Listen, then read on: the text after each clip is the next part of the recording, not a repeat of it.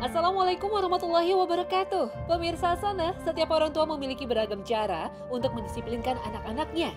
Salah satunya dengan menakut-nakutinya. Contohnya, melarang sang anak bermain hingga malam dengan menakut-nakutinya akan diculik setan. Atau melarangnya sendirian di kamar dengan kalimat nanti ditemani setan. Dan lain sebagainya.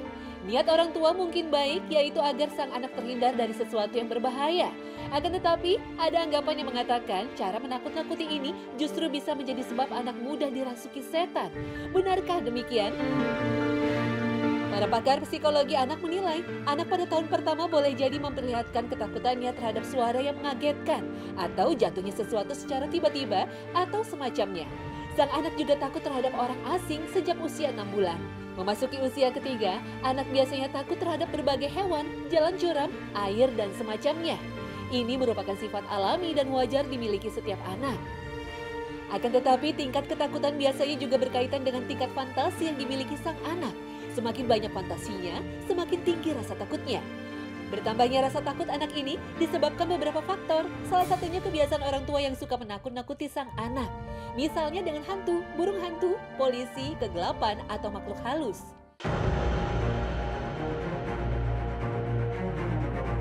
Dengan kata lain, dari segi psikologis pun menakut-nakuti anak tidak disarankan untuk dilakukan. Sebab bisa menimbulkan rasa takut berlebihan. Apalagi menakut-nakutinya terhadap setan, jin, dan makhluk halus lainnya. Orang tua yang sering menakut-nakuti anaknya terhadap setan bisa menyebabkan sang anak tumbuh menjadi penakut. Bahkan rasa takut ini akan tertanam hingga ia dewasa. Rasa takut terhadap setan inilah yang menjadi celah bagi jin untuk mengganggu sang anak. Sebab ketika manusia merasa takut pada jin, saat itulah jin merasa berkuasa dan berani mengganggu manusia. Allah Subhanahu wa Ta'ala berfirman, dan bahwasannya ada beberapa orang laki-laki di antara manusia meminta perlindungan kepada beberapa laki-laki di antara jin. Maka jin-jin itu menambah bagi mereka dosa dan kesalahan. Al-Quran Surah Al-Jin ayat 6. Oleh sebab itu, orang tua harus menghindari menakut-nakuti anak terhadap setan dan jin. Memberi penjelasan logis lebih disarankan ketika orang tua melarang atau memerintahkan anak melakukan sesuatu.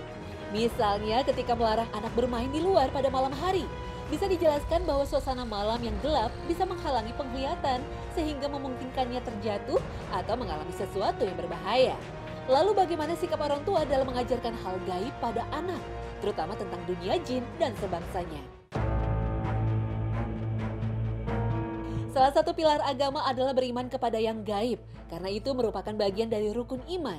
Sebagaimana Allah Subhanahu wa Ta'ala firmankan, Kitab Al-Quran ini tidak ada keraguan daripadanya, petunjuk bagi mereka yang bertakwa, yaitu mereka yang beriman kepada yang gaib. Al-Quran Surah Al-Baqarah ayat 2 dan 3. Kiamat, surga, neraka, malaikat, semuanya masalah gaib. Tak bisa dilihat dan diraba karenanya masuk areal gaib tidak rasional. Namun umat Islam diwajibkan meyakininya termasuk adanya jin dan setan. Tetapi mengenalkan adanya jin pada anak tidak dengan cara menakut-nakutinya. Justru bisa dengan cara sebaliknya, menanamkan pada diri anak bahwa Allah menciptakan manusia dengan berbagai kelebihan dibandingkan makhluk lainnya, termasuk jin. Sehingga tidak layak jika manusia merasa takut pada jin. Allah Ta'ala berfirman, dan sesungguhnya telah kami muliakan anak-anak Adam, kami angkut mereka di daratan dan di lautan. Kami beri mereka rezeki dari yang baik-baik, dan kami lebihkan mereka dengan kelebihan yang sempurna atas kebanyakan makhluk yang telah kami ciptakan. Al-Quran Surah Al-Isra ayat 70. Selain itu, orang tua sendiri sebaiknya tidak menunjukkan ketakutan pada jin di hadapan sang anak. Sebab keteladanan orang tua memiliki peran penting dalam mendidik anak. Anak yang menangkap atau melihat ketakutan orang tuanya akan memiliki ketakutan yang sama. Bahkan rasa takut yang didapat dengan cara ini bisa tertanam dalam diri sang anak dalam waktu lama. Sebaliknya, orang tua yang menunjukkan sikap berani dalam berbagai kondisi bisa menjadi contoh bagi perilaku sang anak. Sehingga anak tumbuh menjadi mukmin yang kuat seperti yang Rasul anjurkan. Seorang mukmin yang kuat lebih baik dan lebih Allah cintai dari seorang mukmin yang lemah. Hadis riwayat Muslim. Wallahu a'lam bishawab.